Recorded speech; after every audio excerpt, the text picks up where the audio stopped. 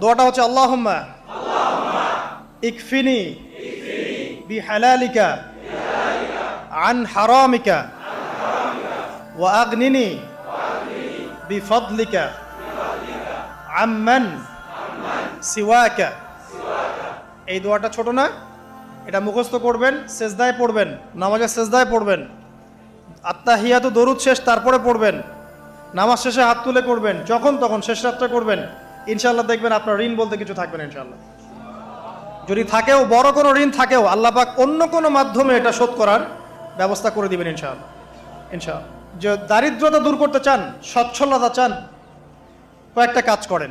এই যে বললাম, 1 নাম্বার সূরাতুল ওয়াকিয়া তেলাওয়াত করেন, 5 ওয়াক্ত নামাজ জামাতে পড়েন, ডেইলি কিছু সময়ের জন্য কোরআন তেলাওয়াত করেন, আর আল্লাহর কাছে রিজিক চান, জিকির বেশি বাড়ায় দেন।